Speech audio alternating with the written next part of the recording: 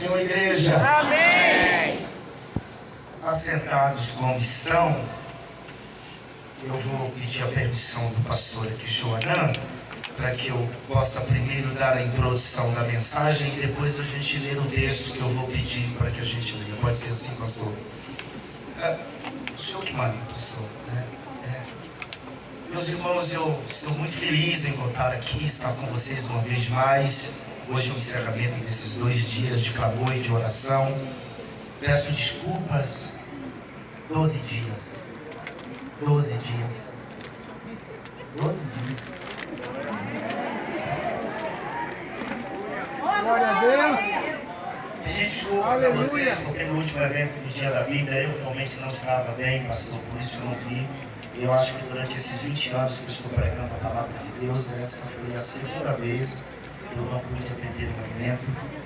Então eu peço desculpas ao senhor. A igreja, o senhor entendeu assim, de forma muito honesta a minha situação.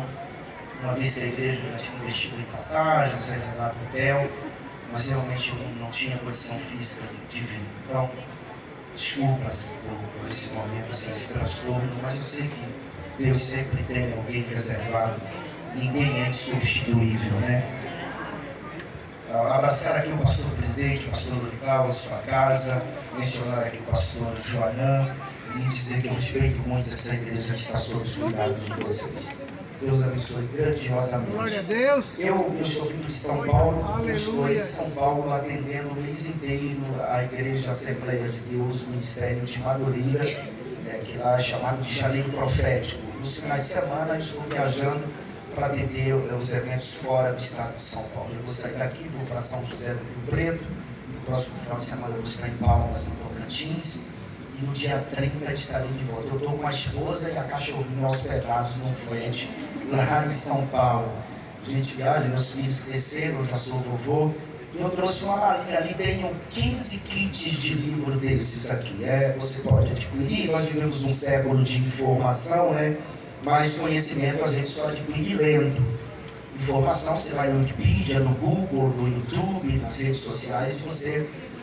E às vezes até é perigoso, porque você acaba comendo em muitas mesas. O bom mesmo é você queimar a pestana. Tem uma célebre frase de Monteiro Lobato que eu gosto muito. Ele diz que quem mal lê, mal ouve, mal fala e mal escreve. Uma outra célebre frase do mesmo Monteiro Lobato, ele diz que quem escreve constrói um castelo e quem lê habita dentro dele. Então eu escrevi 7 castelos e você vai poder habitar dentro deles. Tem esse livro aqui que é um sermonário, 50 sermões de ouro. Tem esse outro que é meu sermonário. Eu deitei em letras aqui 42 sermões, mas são sermões assim com 5, 6 páginas, tá? Esse é meu primeiro livro, O Inferno, Ficção ou Realidade.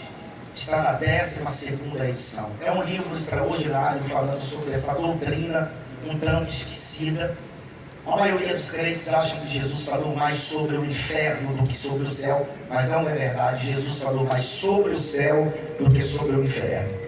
Jesus deve ter falado em torno de 12 a 15 vezes sobre o inferno. E é bom lembrar que o inferno não foi criado para o homem. O inferno foi criado para o diabo e seus anjos. O homem vai para o inferno com seus próprios pés por não rejeitar a misericórdia e o perdão de Deus. Tem a inveja, a síndrome de Lúcifer, um sentimento medíocre. O sentimento mais medíocre que um ser humano pode ter é a inveja. A inveja não é a pessoa querer o que você tem. Inveja é a pessoa querer que você não tem. Por isso que é um sentimento medíocre. Gadara, protótipo dos nossos dias. Eu falo daquele endemoniado gadareiro e do diálogo que Jesus trava com aquele demônio. Como é o teu nome?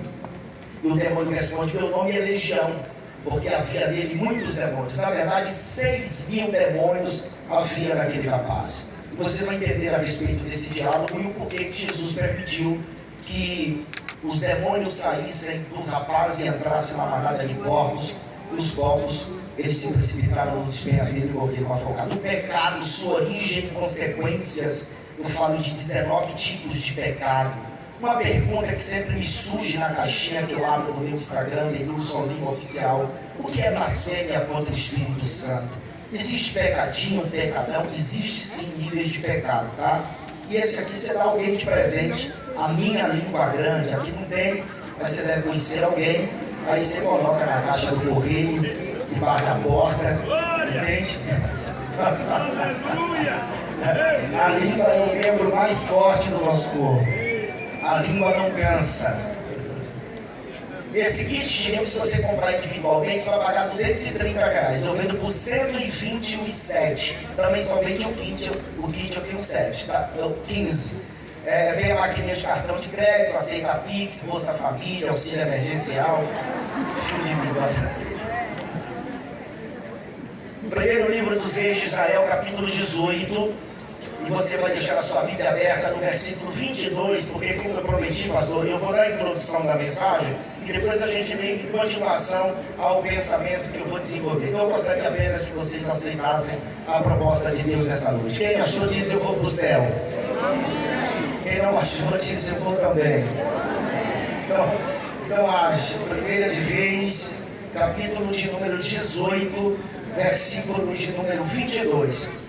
Eu vou dar a introdução e a gente dará a sequência do versículo 22. A minha mensagem é expositiva, o pastor Joanã já sabe como é que eu prego. Eu sou um pregador assim, mais biblicista, para ser muita aplicação, sem tome lá da casa. Então a gente vai entender esse texto aqui a partir do versículo 22. Todos acharam? Amém. A Bíblia diz que Acabe não deixou os pecados de Jeroboão quando passou a reinar sobre os filhos de Israel, e ainda tomou por mulher a Jezabel, a filha de Etibaal, o rei de Tiro e de Sidom. Jezabel era uma sacerdotisa de Baal, era uma profetisa de Baal, e quando saiu da sua pátria para residir em Samaria, a capital do norte, ela levou consigo os 2 postes ídolos que eram adorados na sua pátria, a saber, Baal e Astarote, ou Azerá, como você queira. Dentro da mitologia cananeia, esses 2 deuses são conhecidos como os deuses da fertilidade. Para os cananeus, a chuva era o sêmen de Baal, e Azerá, ou Astarote, como você queira, dava fertilidade, era a deusa da fertilidade. Além de Jezabel levar os 2 postes ídolos para Samaria, ela também levou consigo os profetas que profetizavam por essas duas divindades. 450 profetas profetizavam por Baal, e os outros 400 profetas profetizavam pela esposa de Baal. A verdade é que não foi Jezabel quem institucionalizou a idolatria em Israel. Não foi Jezabel. Quem institucionalizou a idolatria em Israel foi Jeroboão, após a morte do filho de Salomão. Quando houve a divisão das tribos, 10 tribos seguiram a Jeroboão, e Samaria passou a ser a capital do norte, e as outras 2 tribos ficaram com o filho de Salomão, com capital em Jerusalém, a capital do sul. Jeroboão sabia que 3 vezes durante o ano, os filhos de Israel necessitavam ir a Jerusalém, ao templo, nas 3 principais festas de Israel. E para não ir a Jerusalém, Jeroboão ele teve uma ideia de mandar fazer 2 bezerros de ouro.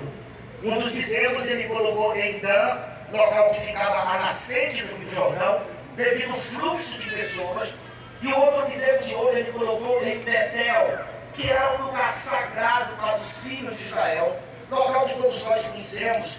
Jacó teve aquele sonho com uma escada, e anjos de Deus subiam e desciam naquele lugar. Então foi Jeroboão quem institucionalizou a idolatria em Israel. Na chegada de Jezabel, a idolatria foi disseminada, ela fortaleceu a idolatria em Israel, porque esses 2 postes ídolos foram edificados, colocados em determinado lugar, e diz a história que cestos ficavam em volta dessas 2 divindades, e os profetas de Baal e Azerá enchiam esses cestos de frutos, e isso iludia os filhos de Israel.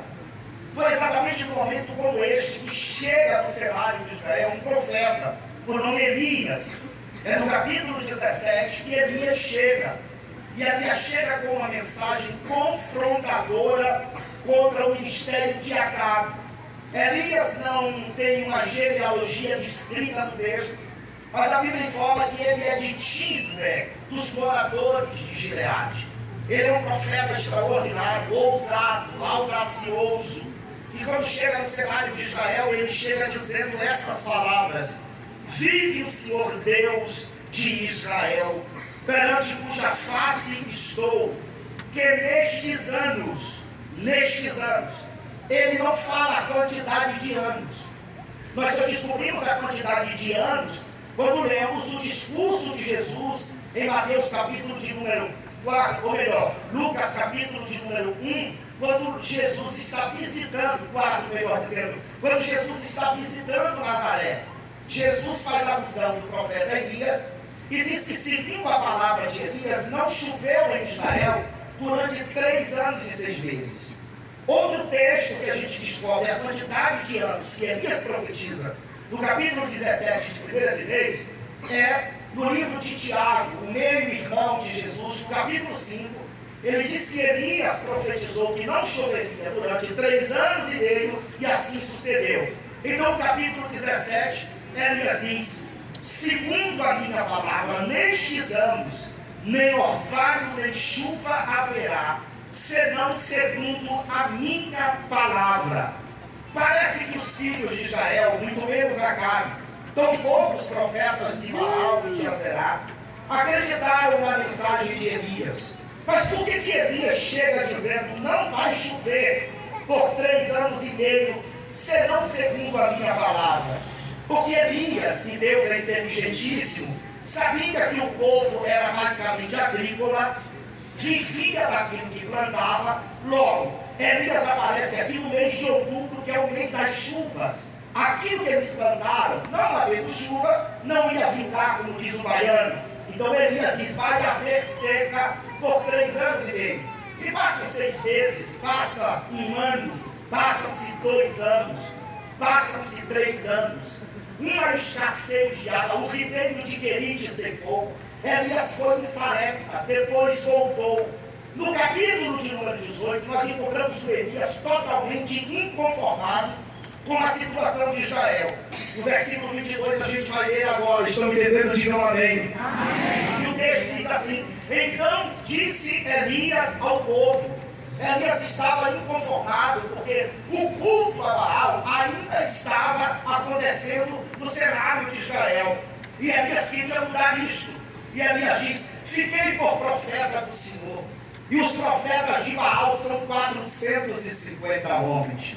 Deem-se-os, pois, 2 bezerros, e eles escolham para si um dos bezerros, e o dividam em pedaços, e o ponham sobre a lenha. Porém, não lhes metam fogo, e eu prepararei o outro bezerro, e porei sobre ele a lenha, e não lhe meterei fogo. Então invocai o nome do vosso Deus, e eu invocarei o nome do Senhor, e há de ser que o Deus que responder por fogo, esse será Deus. E todo o povo respondeu e disse: é boa esta palavra. E disse Elias aos profetas de Baal: escolhei para vós um dos bezerros, e preparai o primeiro, porque sois muito, e invocai o nome do vosso Deus, e não lhes metai fogo. E tomaram o bezerro, é necessário que eu leia para que a gente entenda, tá? E tomaram o bezerro que eles deram, e o prepararam, e invocaram o nome de Baal, desde a manhã até ao meio-dia. Isso aqui é cedo, tá? Desde a manhã até ao meio-dia eles clamavam dizendo: ah, Baal, responde-nos. Porém nem havia voz, nem quem respondesse. E saltavam sobre o altar que se tinha feito. E sucedeu que ao meio-dia Elias zombava deles e dizia: clamai em altas vozes, porque ele é um Deus. Pode ser que esteja falando, ou que tenha alguma coisa que fazer, ou que intente alguma viagem. Porventura, dorme e despertará. E eles, os profetas de Baal, olha que interessante, irmãos, clamavam. A palavra clamar significa estar, é desespero. Eles estão clamando, gritando, desesperados, a grandes vozes. e começaram a se retalhar com facas e com lancetas, conforme o seu costume, até derramarem sangue. Olha que espécie de consagração os profetas de Baal estão praticando para ter a resposta desse Deus. Isso aqui cabe um parêntese para a gente abrir, né? Porque o mundo acha que nós somos fanáticos, entende? Quando a gente vai em reunião de oração, ou quando o crente está no monte orando, não, eles são fanáticos, eles estão lesados. Parece que alguém fez uma lavagem cerebral. Mas não é. Todas as religiões têm as suas formas de consagrar o seu respectivo Deus. Eu sou baiano. Eu vi por muitas vezes pessoas 7 dias, 14 dias, 21 dias em quarto escuro, tomando água de abô. Eu não vou nem explicar a você o que é água de abô. Vá no Google e pesquisa o que significa água de abô e você vai ver pessoas que se retalham, cortam seus corpos, se consagrando ao seu guia, seu caboclo e a seu orixá. Por que a igreja não pode jejuar e orar e clamar ao Deus dos céus? É claro que pode. Os profetas de Baal, eles se mutilavam com lancetas e com facas, para que Baal respondesse. E ouça o versículo de número 29. E sucedeu que, passado o meio-dia, profetizaram eles até que a oferta de manjares se oferecesse. Porém não houve voz, nem resposta, nem atenção alguma. Então Elias disse a todo o povo: quem está aí comigo, diga amém. Amém. Então Elias disse a todo o povo: chegai-vos a mim. E todo o povo se chegou a ele. E Elias reparou o altar do Senhor que estava quebrado. Primeiro princípio: reconstrua. Faça o que Elias está fazendo aqui. Repare o altar do Senhor, porventura se está quebrado. Aleluia. E Elias começa a fazer algo que os filhos de Israel, nem tão poucos profetas de Baal, estavam entendendo. Versículo 31. Elias tomou 12 pedras. Eu vou ler agora o restante do texto e volto explicando a partir do 31. E Elias tomou 12 pedras, conforme o número das tribos dos filhos de Jacó, ao qual veio a palavra do Senhor, dizendo: Israel será o teu nome. E com aquelas pedras edificou o altar em nome do Senhor. Depois fez um rego em redor do altar, segundo a largura de 2 medidas de semente. Então armou a lenha e dividiu o bezerro em pedaços, e o pôs sobre a lenha, e disse: enchei de água 4 cântaros e derramai-a sobre o holocausto e sobre a lenha. E disse: fazei-o segunda vez. E o fizeram segunda vez. Disse ainda: fazei-o terceira vez. E o fizeram terceira vez. De maneira que a água corria ao redor do altar, e ainda até o rego, a valeta, se encheu de água.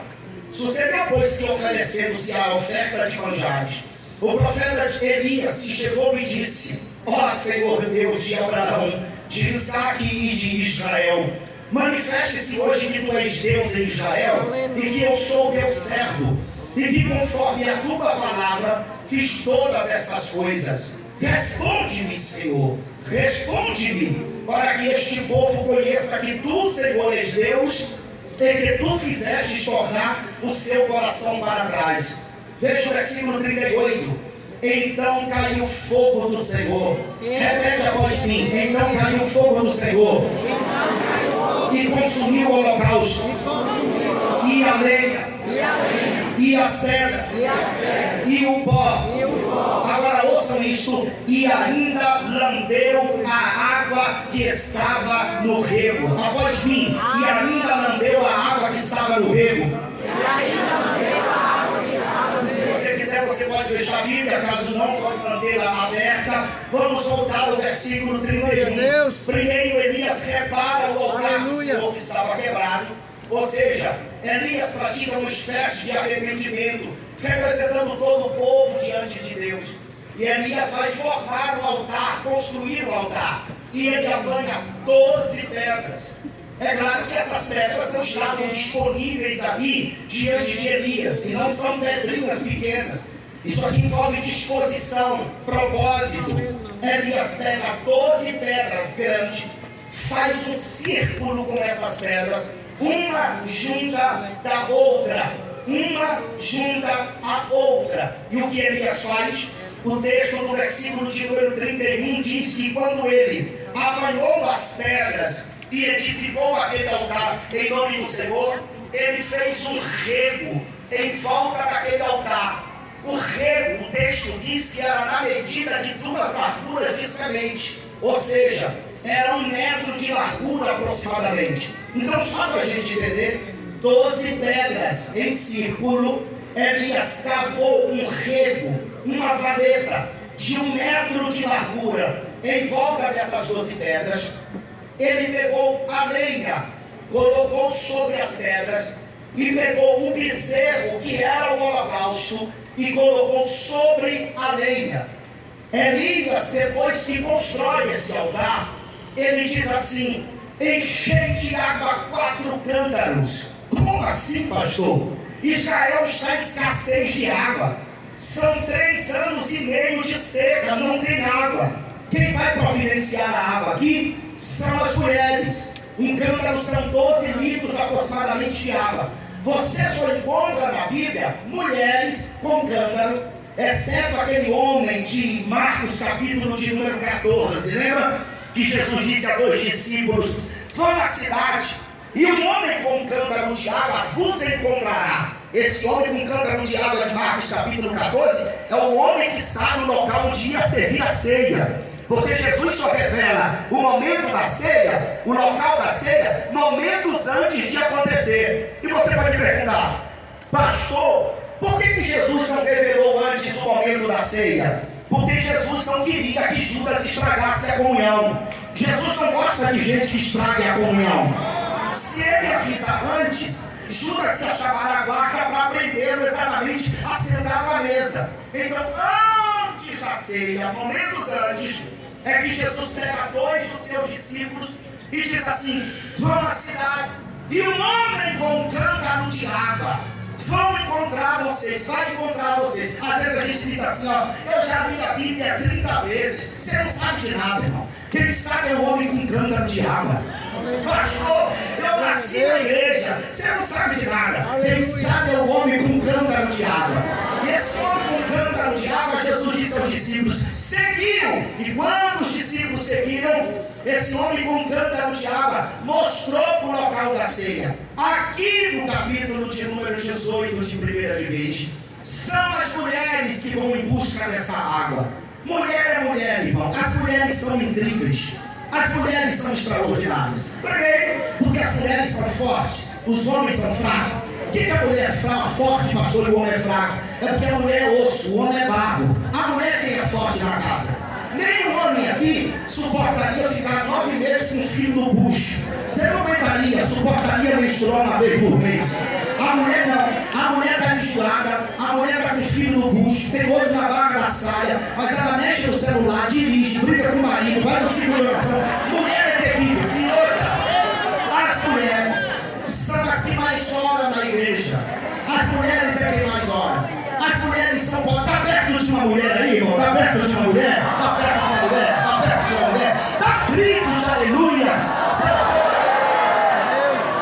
As mulheres são incríveis. E não pergunte como. Não tem água em Israel, mas elas conseguem 4 cântaros, ou seja, quase 50 litros de água. Quando chega diante de Elias, Elias diz assim, ó: derramai os 4 cântaros na valeta, no rego. Pastor, raciocínio comigo, que é uma questão de inteligência. Não precisa passar muito a mente. Não tem água. E o profeta está pedindo água para jogar numa valeta. Ninguém está entendendo. A questão é que você às vezes não entende, você só obedece. Porque aquilo que você está executando para Deus, você tem que executar de acordo com o que Deus está lhe mostrando. E nem sempre o povo que está ao seu redor vai entender o que você está fazendo, exceto depois do ocorrido. Lembra quando Deus disse a Noé? Faz uma arca. Deus deu a metragem a Noé, lembra? É 135 metros de comprimento. Você vai fazer 3 compartimentos, representar eu, meu filho e o Espírito Santo. Tu faz só uma porta de entrada, que é meu filho, tá? Eu sou a porta. Quem entrar por mim, salvar-se-á, entrará, sairá e achará passagem. Olha, Noé, mas em cima da arca tu faz uma janela. Porque, Noé, depois eu vou fechar a porta e tu não tem que ficar olhando para A e para B, para os lados da direita ou da esquerda, para frente ou para trás. Tu só olha para cima, porque eu estou em cima. Meu filho Deus pediu que Moisés subisse o monte Sinai. Depois de 40 dias ele desce com a glória de Deus no rosto. Ele desce com as tábuas da lei na mão, e ele desce com a planta do tabernáculo no coração, e Deus disse: faz conforme o que eu estou te mostrando. Elias, você não vai entender o que é que o irmão está fazendo. Deus não te mostrou foi a ele. Você só espera acontecer.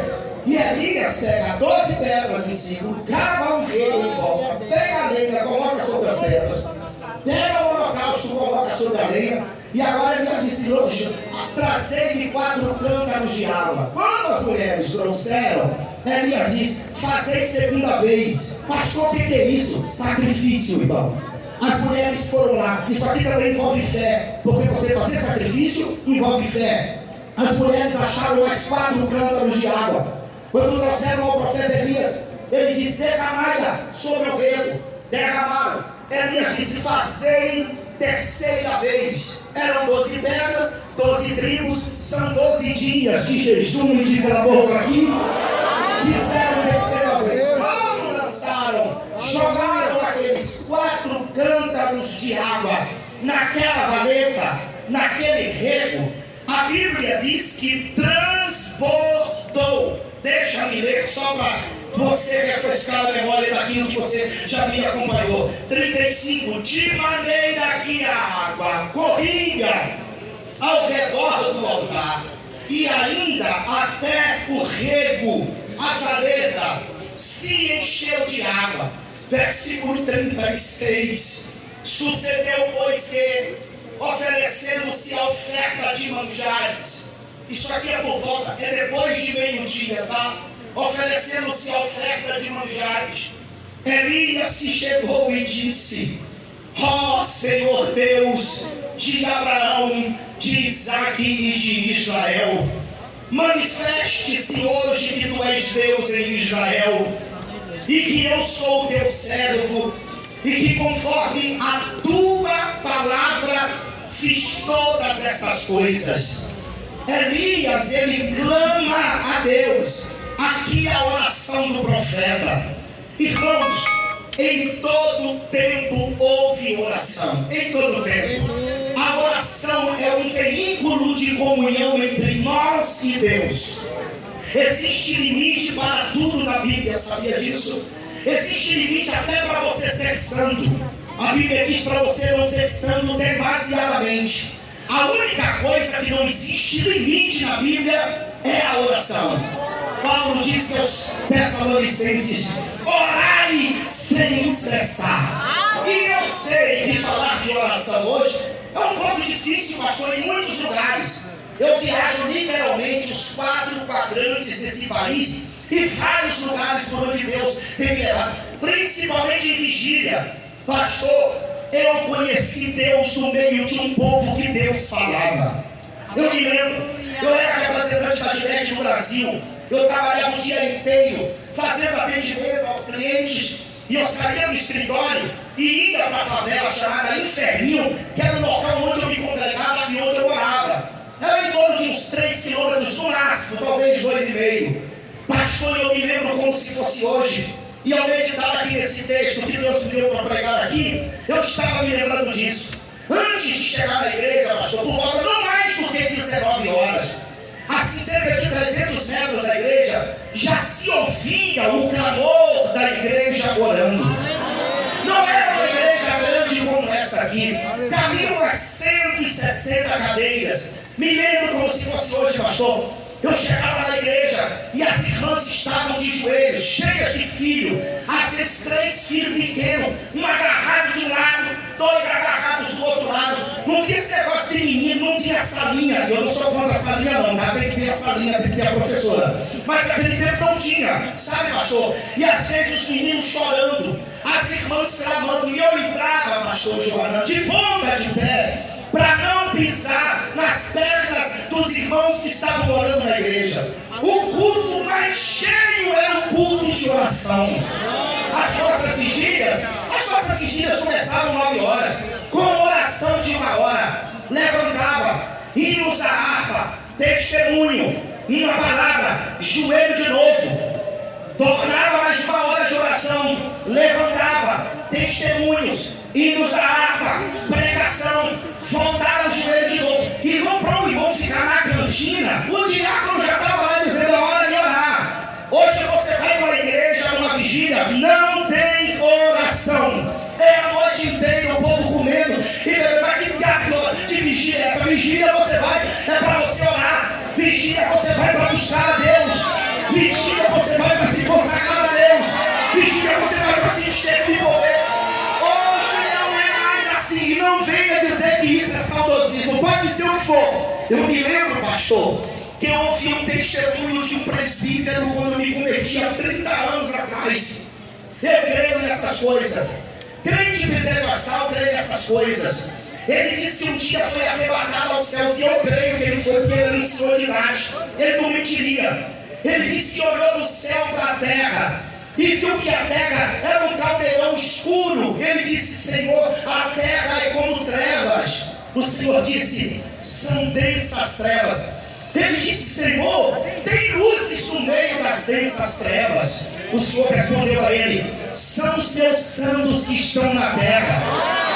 Ele disse: Senhor, eu vejo bolinhas como que de ouro subindo dos santos que estão na terra. O Senhor disse: são as orações dos santos que sobem.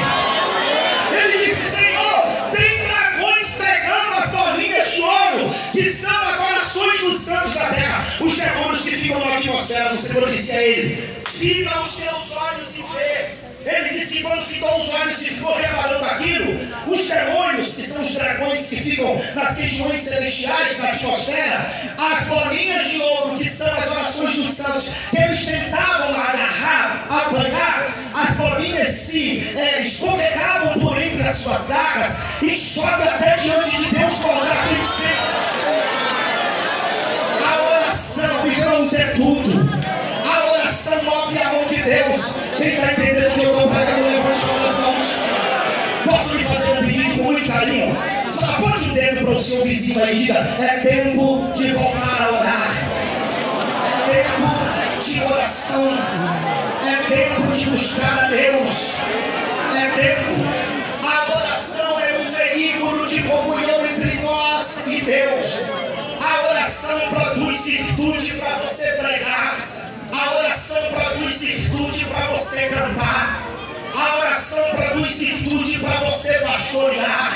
A oração produz virtude para você reger. A oração produz virtude para você recepcionar. Você nunca é tão forte como quando você está de joelhos. Um crente de joelhos disse: mude, enxerga mais longe do que um filósofo na ponta dos pés. A oração une a fraqueza humana à onipotência de Deus. A oração une o altar ao trono. Ah, pastor, eu não consigo ficar de joelhos muito tempo. Então tu não ora de joelhos, ora em pé.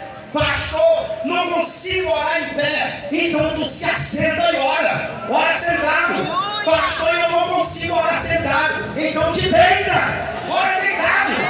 Pastor, eu não consigo de joelho, nem em pé, nem sentado, nem deitado. Então tu morre. Jesus tem que te levar à terra. Porque você precisa. Você precisa orar de alguma forma. Como, pastor? Ore deitado como o rei Ezequias. Ore andando como os amigos de Daniel na fornalha. Ore calado como fez Ana, mãe de Samuel.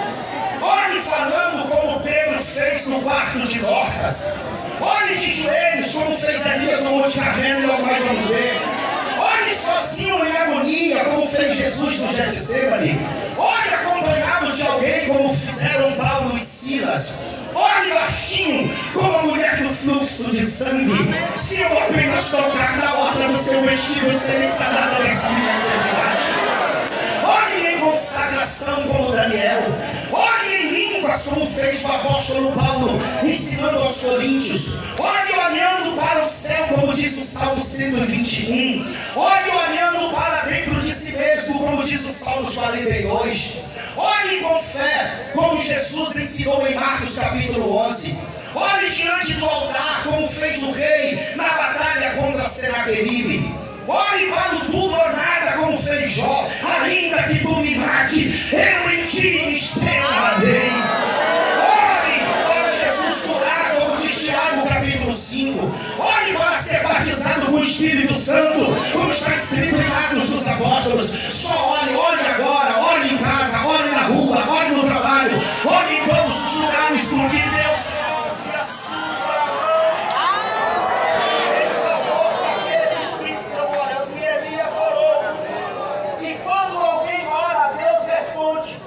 Talvez não responda no momento, porque tem 3 formas de Deus responder. Eu vou falar 2. Uma, ele responde na hora.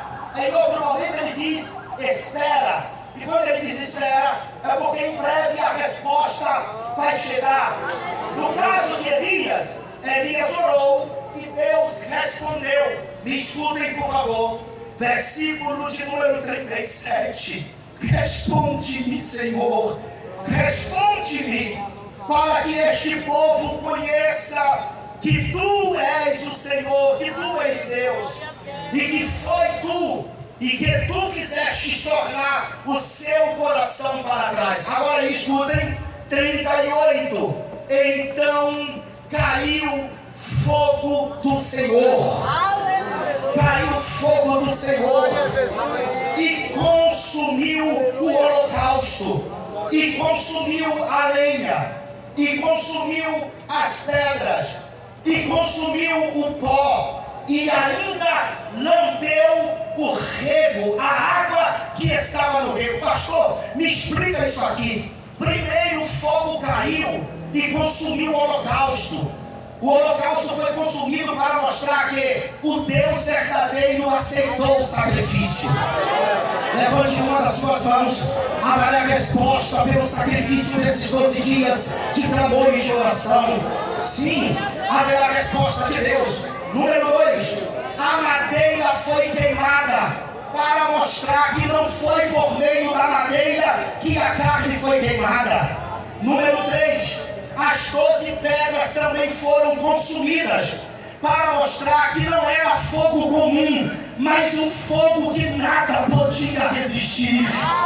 Número 4, o pó cuja terra foi construída o altar foi queimada para mostrar que Deus havia descido na terra. Deixa eu falar uma coisa para vocês, Deus está aqui nesta noite. Sim, e eu não estou falando isso para você dar glória, porque quando eu cheguei aqui, eu já entrei falando em línguas estranhas, porque eu sinto que Ele estava presente aqui e Ele permanece aqui. Então Ele desceu na terra e consumiu aquele pó. Número 5, a água que estava no rego, o fogo não consumiu. Olha na minha mão direita, o fogo era vivo, irmãos, tinha língua. O fogo estava vivo, o fogo tinha uma língua. Deixa eu explicar. O fogo queimou o holocausto, queimou a lenha, queimou as pedras, consumiu o pó, mas a água, o fogo não consumiu. O fogo tinha uma língua, lambeu a água que estava no rego e a água desapareceu. Deus aceitou o sacrifício. Aleluia, pastor, porque este fogo tem que descer? Porque era ação divina.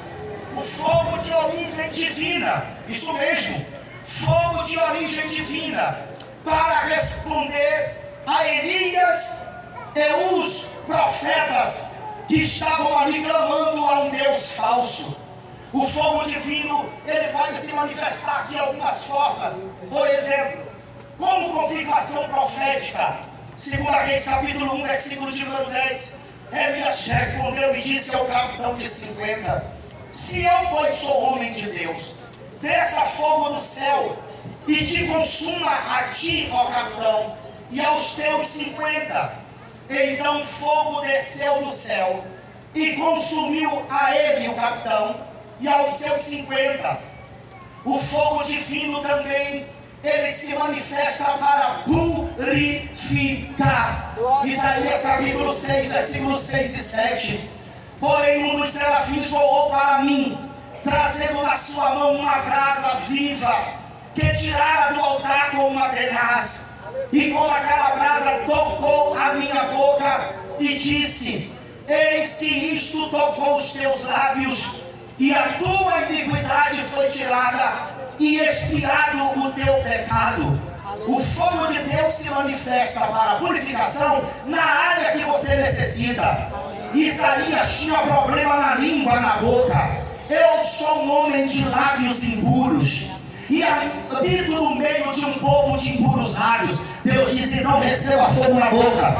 Se seu problema é a avareza, Deus vai meter fogo no seu bolso, tira esse escorpião do seu bolso. Se o seu problema é os pés que caminham erroneamente, Deus vai mandar fogo nos seus pés. Se seus olhos são cobiçosos, Deus vai mandar fogo nos seus olhos para purificar. Tem fogo de Deus, mas o fogo de Deus não se manifesta como confirmação profética apenas, como fogo purificador. O fogo de Deus também se manifesta como fogo de santificação.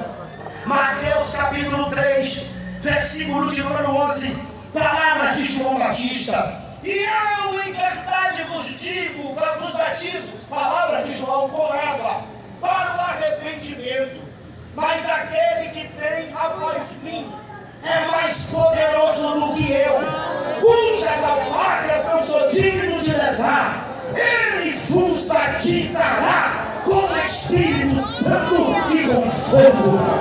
Aleluia! Quem está entendendo o que eu estou pregando diz aleluia.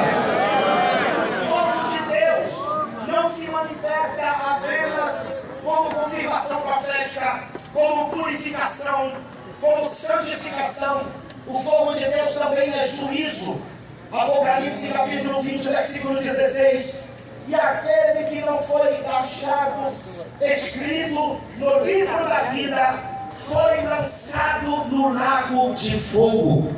Aqui estão os propósitos do fogo divino se manifestar. Queimou o holocausto, queimou a lenha, queimou as pedras, consumiu o pó e ainda não deu a água que estava no rego.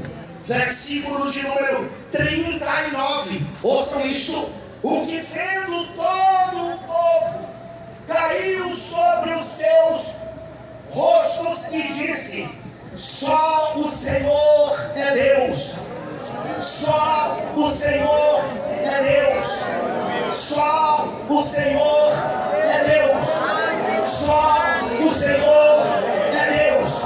O culto a Deus agora havia sido restaurado. Não era mais Baal que estava sendo adorado. O povo agora reconhece, dizendo: só o Senhor é Deus.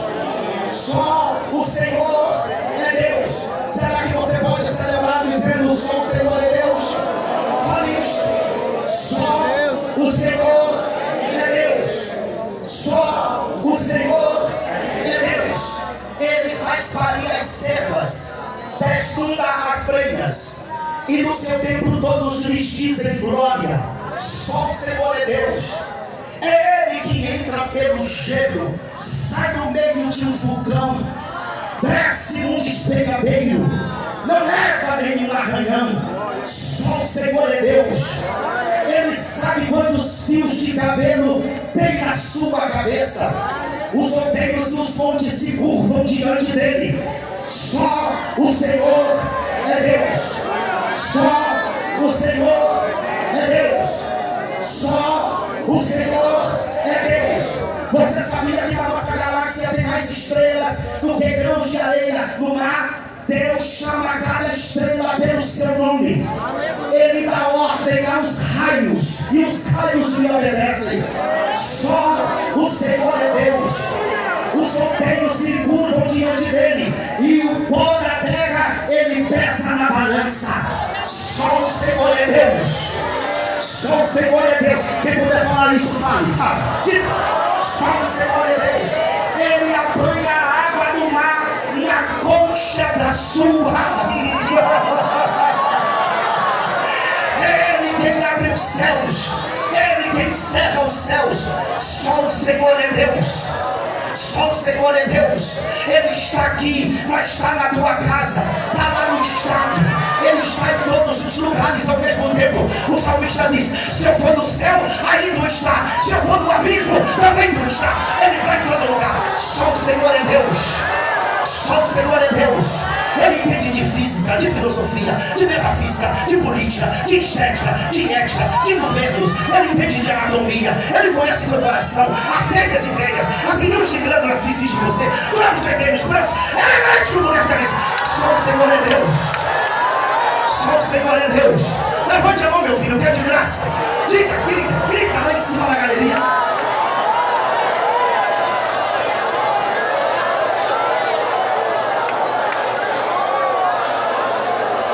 Pastor, tem gente que não reconhece que Ele é Deus. Pode não reconhecer agora, mas a Bíblia diz que todo joelho se dobrará e toda língua confessará que só Jesus.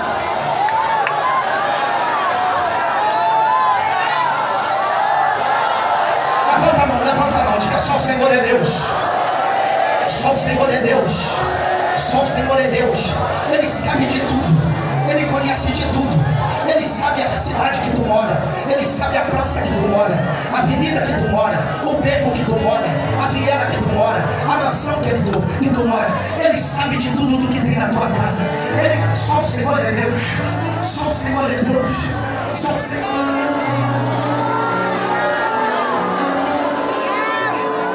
Gente, eu vou pedir, pastor, eu vou pedir. Grita em Deus,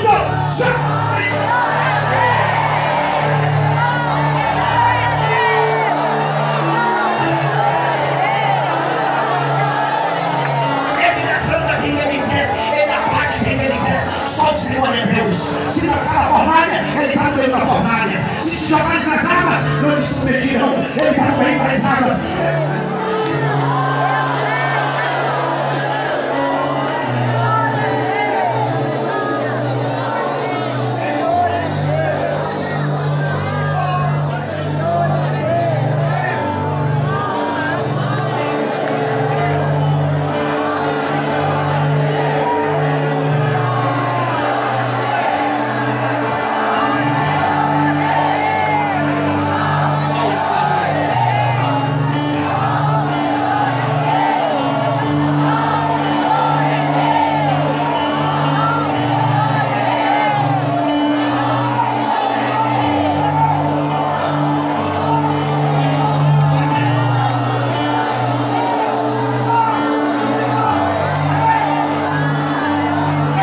Vestido de vestes compridas, ele é sumo sacerdócio, vestido de ouro na altura do peito, é um sacerdócio dignificado. Seus cabelos brancos, é porque ele é eterno, é persistência, é deidade, é eternidade. Olhos como chama de fogo, é os olhos que tudo vê, a espada que sai da sua boca, é a palavra da vida e da morte. Eu mato, eu faço viver, eu firo, eu falo, e não vai ter mais você que escapar das pessoas.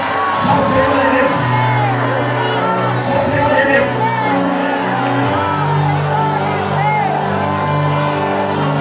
Seu rosto como o sol, é a sua glória, é a sua moral. Seus pés como de latão reluzente. A sacada de uma fornalha é que quando ele morreu na cruz, ele morreu descalço. Mas quando ele vive para queimar no milênio, ele vai com paz. Só o Senhor é Deus. Só o Senhor é Deus. Eu vou esperar você gritar.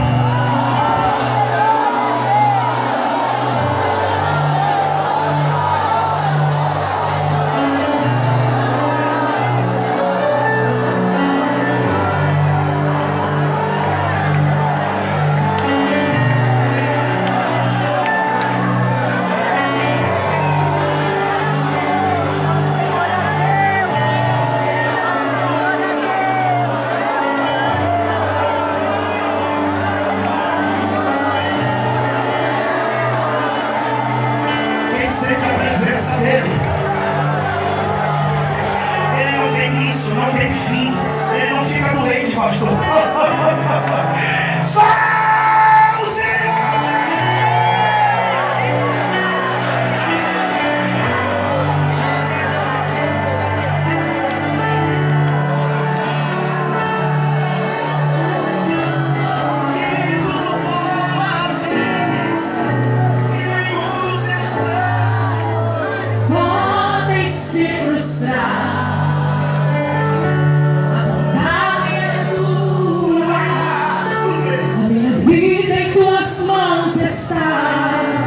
Nenhum dos seus planos podem se frustrar.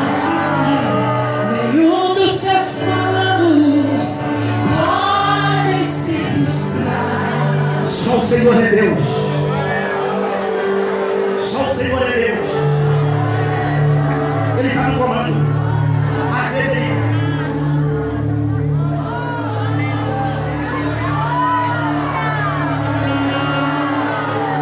vezes ele está no lugar que você nem sabe que ele está, mas ele está. Lembra lá nas bodas de Caná? Ele estava ali. O mestre estava, não sabia, mas ele estava. É que às vezes ele está nos bastidores, fazendo um extraordinário.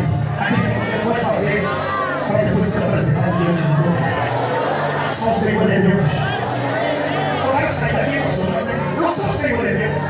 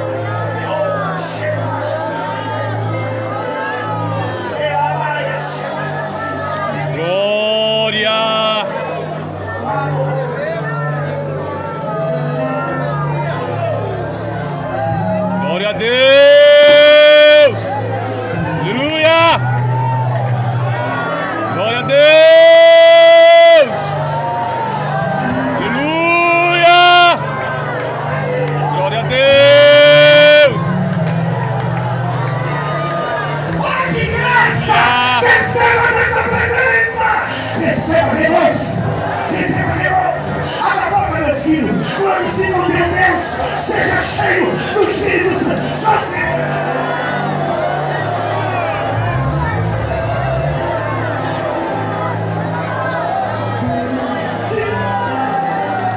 Glória a Deus! Aleluia! Glória a Deus! Aleluia! Glória a Deus!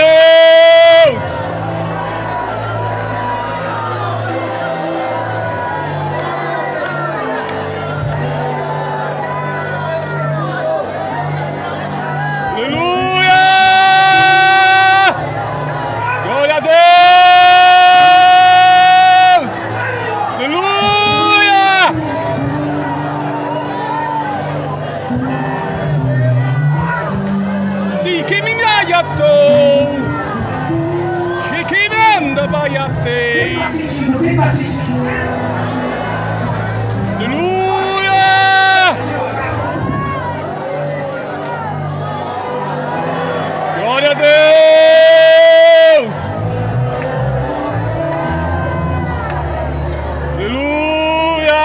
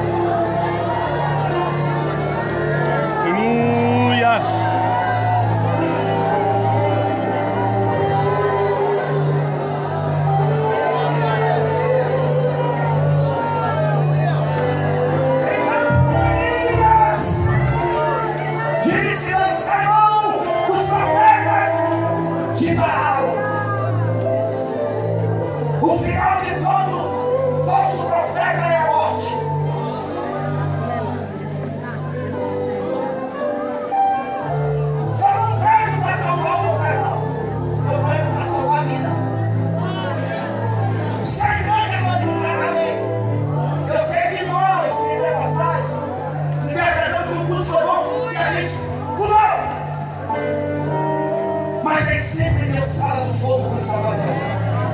Nem de terremoto. Tem momentos que Deus fala no silêncio. Eu estou contigo.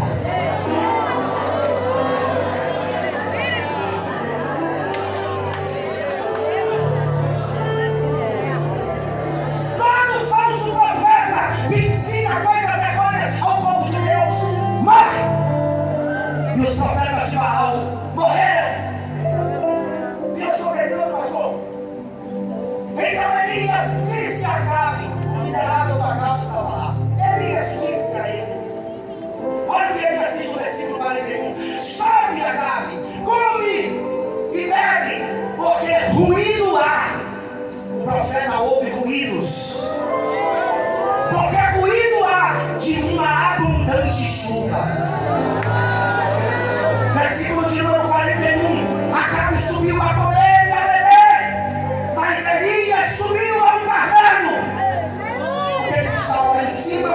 Elias desceu para avisar Acabe: sobe, Acabe, come e bebe, porque eu posso ruído de uma abundante chuva. E o que Elias fez? Subiu ao monte de novo. Só que Elias não sobe com o povo, porque tem coisas que o povo deve saber, mas tem coisas que o povo não pode saber. Elias subiu só com Eliseu. O seu moço, você deve andar com pessoas que têm a mesma visão que você. Um cara veio debater comigo e disse assim: Jesus andava com prostituta e ladrão. Eu falei: mentira, eles que andavam com Jesus. Jesus é quem estava no comando. A Bíblia diz que Elias subiu ao monte de volta. Versículo 41, não tomava assento. Mas Elias subiu ao cume do Carmelo e se inclinou por terra. Elias foi orar de novo, pastor, e meteu a cabeça entre os seus joelhos para orar. A oração estava ele e o profeta, o seu moço Eliseu. No versículo 43 diz: e Elias disse ao seu moço: sobe agora e olha para a banda do mar. Sobe agora e olha para a banda do mar. Elias, pastor, o senhor pode ficar de pé, por gentileza? Me preste essa cadeira só um pouco, eu não vou incomodar o senhor, mas sente-se aqui, por favor, sente-se aqui. É como se ele fosse Elias. Ele fosse Elias no Monte Carmelo, e eu sou o moço dele. E ele está dizendo: ó, sobe para a banda e olha para a banda do mar e veja se tem alguma coisa. E Eliseu foi, sabe? Olha só o texto. E Eliseu foi. A planície do cume do monte é grande, e Eliseu teve que andar. Aí ele chega lá, olha para a banda do mar e ele volta para o profeta Elias. Ele volta para Elias e diz assim: meu senhor, eu não vejo nada. Aí o texto diz assim, que Elias falou com ele: torna lá 7 vezes. Uma com uma que ele já tinha ido. Vamos lá, ele foi lá, não viu nada. Meu senhor, eu não vejo nada. Aí Elias disse a Eliseu: torna lá 7 vezes. 7 vezes, com uma que ele já tinha ido, 8 vezes. Então o profeta Elias disse o que a Eliseu? Torna lá 7 vezes. Torna lá 7 vezes. Eliseu já sabia que tinha que ir lá 7 vezes. E Eliseu vai lá na banda do mar olhar de novo. Não vi. Meu senhor, eu não vejo nada.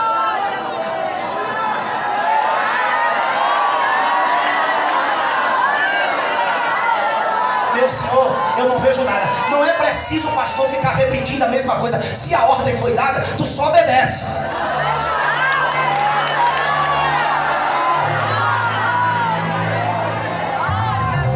Meu senhor, eu não vejo nada.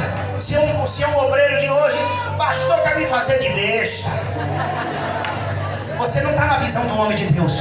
Deus deu a visão, foi o profeta. Só obedece a ele. Eu não vejo nada. E outra, não é para ir até a metade do caminho, não, porque senão você frustra o propósito. Você tem que fazer a coisa certa. Faz como Deus mandou você fazer. Aleluia! Glória a Deus!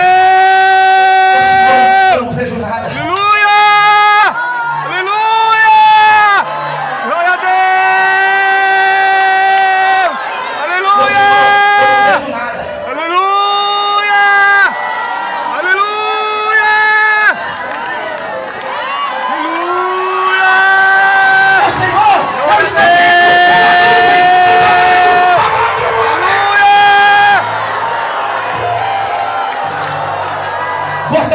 que andar com pessoas que têm a mesma visão.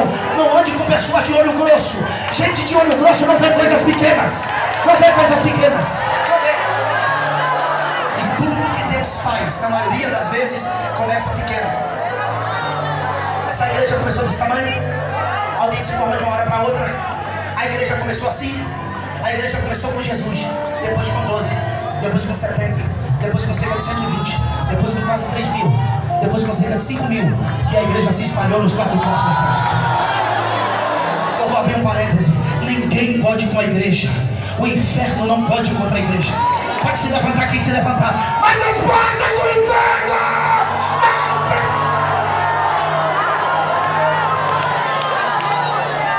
Aprenda a ver coisas pequenas, porque sempre Deus faz coisas grandes. Agora eu finalizo, pastor, mas eu preciso fazer uma pergunta. Eliseu disse o que? A Elias, eu vejo uma pequena nuvem. Eu vejo uma pequena nuvem. Eliseu disse o quê? Eu vejo uma pequena nuvem do tamanho da mão de um homem. Por que a nuvem era pequena? Por que a nuvem era pequena? Está valendo. Por que a nuvem era pequena? Sim. Amém. Por que a nuvem era pequena?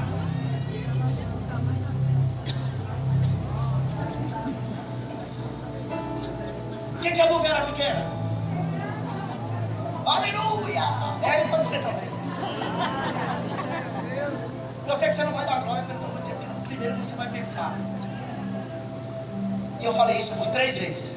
O fogo caiu do céu, consumiu o holocausto. E a lenha. E consumiu as pedras. E consumiu o pó. A islã, a água que estava no rego. Por que a nuvem era pequena? Porque a água foi pouca.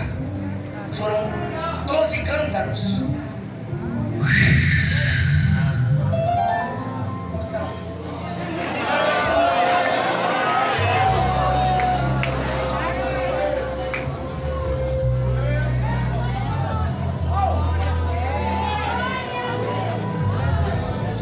Seu sacrifício vai ter resposta.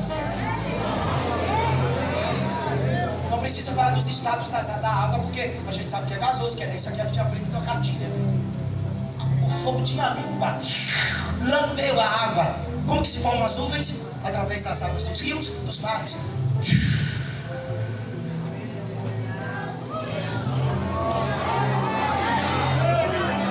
Eliseu disse a Elias: eu vejo uma pequena nuvem do tamanho da mão de um homem. Olha o que Elias responde para Eliseu. Olha o que Elias diz para Eliseu. Ele disse ao seu moço: torna lá 7 vezes. E sucedeu que a 7ª vez, eis aqui uma pequena nuvem como a mão de um homem subindo do mar. Então disse Elias a Eliseu: sobe e diz a Acabe.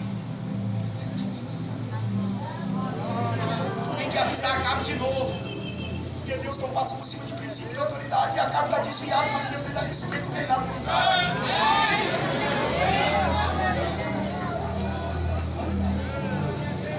Se Saul fosse o teu pastor, tu chamava ele de endemoniado. E ainda dizer que o ministério de louvor estava na casa dele tocando para ele ficar livre do demônio. Davi não, disse: é ungido do Senhor. E no dia que Davi tocou na orla do seu vestido, cortando um pedaço da roupa, Davi ficou triste. Porque orla de vestido fala de autoridade. Não toque na orla, na autoridade da sua liderança, senão você morre.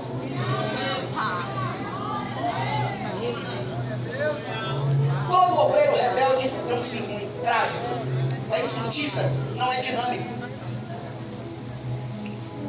Eu vejo uma pequena nuvem do tamanho da mão de um homem. Elias aí diz a Eliseu: vai e diz a Acabe. Eu termino aqui, gente. Elias disse: diz a Acabe, aparelha o teu carro e desce. Elias mandou Acabe subir, mas agora ele tem que descer. Desce, Acabe. Vai ter que descer. Desça, Acabe. Desce, Acabe. Desce, Acabe, para que a chuva te não apanhe no caminho. E sucedeu que, entretanto, os céus se enegreceram Amados, eu me lembro, eu nasci em Pirá, aqui no estado da Bahia, a 200 quilômetros de Salvador, sertão. A gente morava na fazenda. Gente, quando o céu se enegrecia, que Deus começava a trovejar e relâmpagos, me lembro como hoje a minha mãe dizia assim: cobre a penteadeira dele e se esconde debaixo da cama. E a gente se escondia debaixo da cama.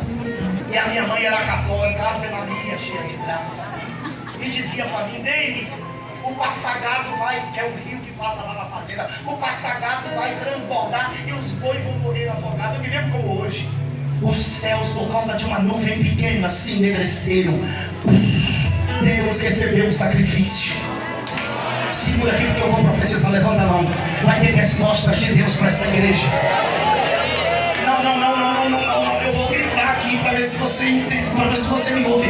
Vai ter resposta de Deus. Não abaixe as mãos, não abaixe a mão, não abaixe a mão, não. Mantenha a mão levantada. Vai ter resposta de Deus pelo sacrifício que você fez. Está todos os dias aqui orando, consagrando a intercessão aqui. Vai ter resposta de Deus. Eu posso lhe fazer um pedido? Você está ao lado de alguém, você está ao lado de alguém que você pode pegar na mão de alguém, você pode, está. Se está, pega na mão de alguém, dá uma chacoalhada na mão dele aí, vai, dá uma chacoalhada, e vai ter resposta de Deus. Vai ter resposta de Deus, pode falar, irmão. Vai ter resposta de Deus para sua vida. Vai ter resposta de Deus para sua casa. Deus ouviu essa palavra e chama na cama. Chacoalha o homem, tem gente que está aqui no limite, pastor Joana. Eu fui pastor de igreja, eu sei o que é isso. Aleluia! Tem gente aqui que está sangrando, veio a pulso. Mas vai ter resposta de Deus pelo sacrifício.